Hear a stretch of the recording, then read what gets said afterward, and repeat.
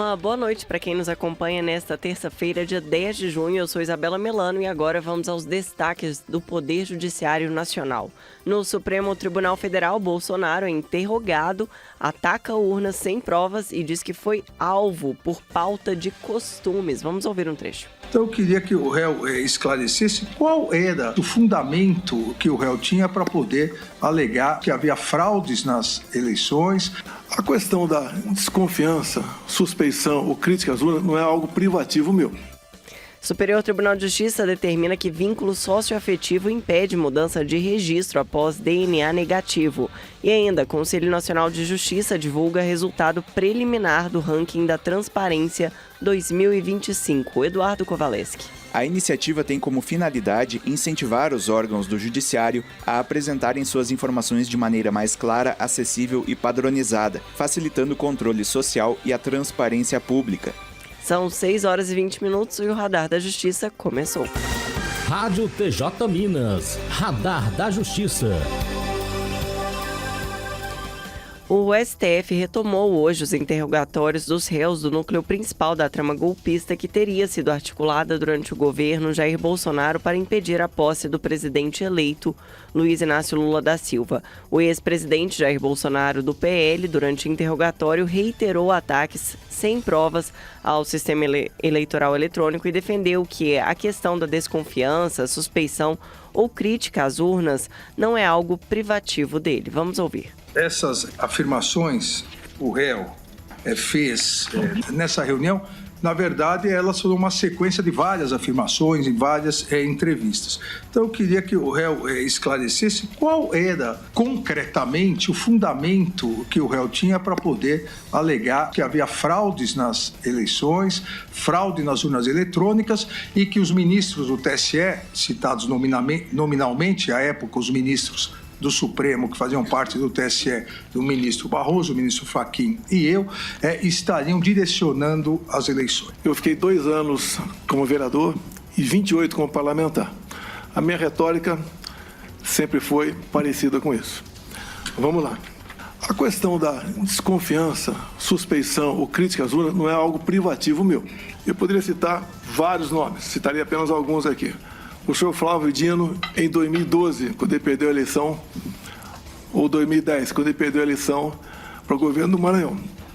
Ele diz, eu teria um vídeo, mas foi indeferido o pedido, mas no vídeo está o seguinte: hoje eu tive a oportunidade de ser vítima de um processo que precisa ser aprimorado, ser melhor auditado, que é o sistema das urnas eletrônicas. Depois também, curiosamente, uma outra inserção no horário eleitoral gratuito do senhor Carlos Lupe. Por que curiosamente? Foi ele que entrou com uma ação no TSE pela minha inelegibilidade, por crítica às urnas eletrônicas. Ele falava em fraude. Mas numa dessas inserções, aproximadamente 30 segundos, ele termina dizendo o seguinte: sem a impressão do voto, não há possibilidade de recontagem. Sem recontagem, a fraude impera. Ao ser questionado pelo ministro relator Alexandre de Moraes sobre reunião com líderes das Forças Armadas, Bolsonaro confirmou que foram tratados assuntos com GLO, garantia da lei e da ordem, entre outros motivos porque caminhoneiros ameaçaram parar e havia multidões em frente aos quartéis. Moraes afirmou que, segundo depoimentos de outros réus, haveria uma minuta e Bolsonaro teria enxugado o documento, tendo feito alterações, e questionou se Bolsonaro se lembra disso. O ex-presidente disse que isso foi colocado em uma tela de televisão, mas a discussão já começou sem força e que nada foi à frente. Diz também que não procede o enxugamento do documento. O primeiro a depor hoje foi o ex-comandante da Marinha, almirante Almir Garnier. Garnier foi chefe da Marinha entre abril de 2021 e dezembro de 2022 e, segundo denúncia da PGR, ele teria aderido à proposta golpista e deixado a tropa à disposição de Bolsonaro. Um dos questionamentos feitos pelo ministro Alexandre de Moraes foi sobre o episódio em que blindados da Marinha foram levados à esplanada dos ministérios. Vamos ouvir. No dia em que seria votada a emenda constitucional para introdução do voto impresso, no dia em que seria votado, houve uma novidade. O senhor foi entregar um convite ao presidente da República com, salvo engano, com 3 blindados, não se lembra se eram 3, 4, com alguns blindados da Marinha. Isso foi entendido como uma pressão ao Congresso Nacional, porque essa novidade, naquele exato momento, os chineses dizem que coincidências não existem. Teria sido uma coincidência, Almirante? Não existe até certo ponto. Uma das missões que eu me atribuí ao assumir o comando da Marinha, era dar a conhecer à sociedade brasileira das capacidades da Marinha do Brasil. Então, eu, ao assumir o comando, eu falei, olha, nós vamos fazer uma visitação pública com esses veículos aqui na Esplanada. Contudo, isso não foi programado para o dia da votação do Congresso. Esta votação seria feita numa comissão especial. E aí o presidente da Câmara, ele decidiu levar ao plenário e marcou para a data em que já estava marcada todo esse deslocamento. Como o senhor pode imaginar, algo planejado há tanto tempo atrás, eu não teria nem como fazer essa mudança. Então, neste caso em particular, eu tenho que discordar dos chineses. Foi uma coincidência. Em seguida, Alexandre de Moraes ouviu o ex-ministro da Justiça, Anderson Torres. O réu era secretário de Segurança do Distrito Federal quando ocorreram os atos de 8 de janeiro de 2023. Ele foi acusado de se omitir ou facilitar a invasão dos prédios dos 3 poderes e chegou a ser preso. O ex-ministro da Justiça, Anderson Torres, disse em depoimento ao STF que nem se lembrava de ter recebido ou tratado de uma minuta golpista. Vamos ouvir. Ministro, não é a minuta do golpe, né? Eu brinco que é a minuta do Google, né? Porque está no Google até hoje. Esse documento, ministro, foi entregue no meu gabinete, no Ministério da Justiça. Eu levava diariamente 2 pastas para minha residência, uma delas contendo a agenda do dia seguinte, eventuais minutas de discurso, coisas nesse sentido, e outra com documentos gerais que vinham no Ministério.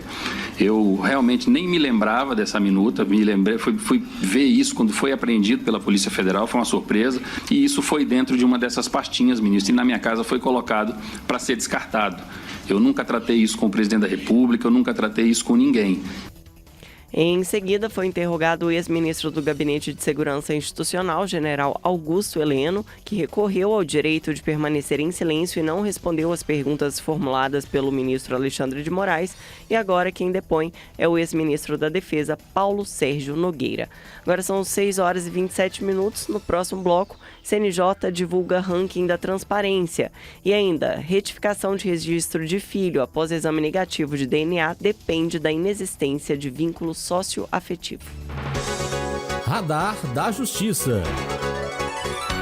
Ranking da Transparência 2025 é divulgado pelo CNJ e o repórter Eduardo Kovaleski é quem traz as informações. O Conselho Nacional de Justiça, CNJ, divulgou o resultado preliminar do ranking da Transparência do Poder Judiciário referente ao ano de 2025. A iniciativa tem como finalidade incentivar os órgãos do Judiciário a apresentarem suas informações de maneira mais clara, acessível e padronizada, facilitando o controle social e a transparência pública. Com a publicação do resultado preliminar, tribunais e conselhos têm um prazo de 5 dias para, caso considerem necessário, contestar a pontuação recebida. A impugnação deve ser feita por meio de formulário eletrônico disponível na página do ranking da transparência. O link foi enviado diretamente ao e-mail da presidência de cada órgão, a fim de garantir mais segurança ao processo.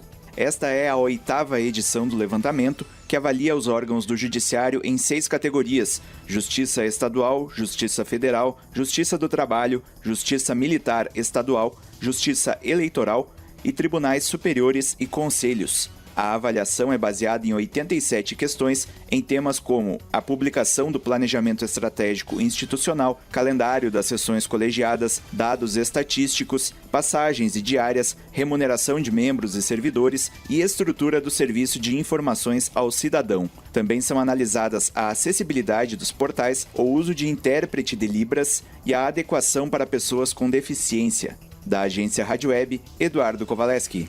Vínculo socioafetivo impede mudança de registro após DNA negativo. Quem explica é o repórter Diego Brião. A terceira turma do Superior Tribunal de Justiça, o STJ, negou o provimento ao recurso especial de um homem que, após realizar exame de DNA e descobrir que não era pai biológico de um adolescente, solicitou a retirada do próprio nome do registro civil do filho.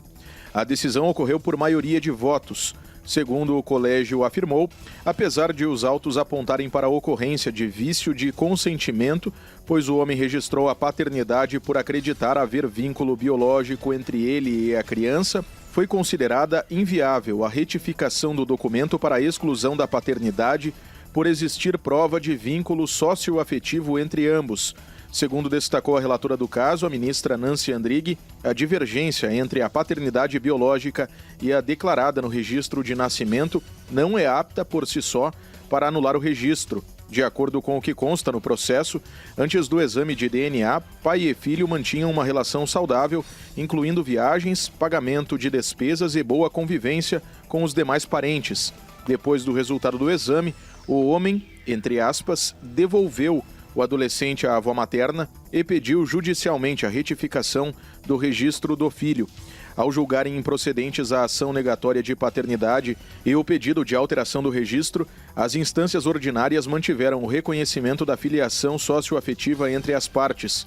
O Tribunal de Justiça de Goiás apontou, entre outros pontos, a necessidade de se conservar a relação de afeto construída previamente, ainda que os dois tenham se distanciado após descobrirem que não havia vínculo biológico. Em recurso especial, o homem argumentou que a relação socioafetiva deixou de existir quando a verdade sobre a paternidade veio à tona, tendo se afastado do jovem há cerca de 9 anos. Da agência Rádio Web, Diego Abrião. São 6 horas e 31 minutos, a seguir um giro pelos tribunais do Brasil.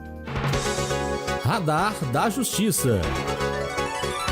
Vamos agora saber o que é notícia nas cortes do Brasil. O Comitê de Políticas Penais de Goiás discute elaboração e controle do plano do sistema prisional. Destaque de Mércia Lívia. Representantes do Grupo de Monitoramento e Fiscalização do Sistema Carcerário e das Medidas Socioeducativas do Tribunal de Justiça do Estado de Goiás participaram da terceira reunião ordinária do Comitê Estadual de Políticas Penais do Estado de Goiás.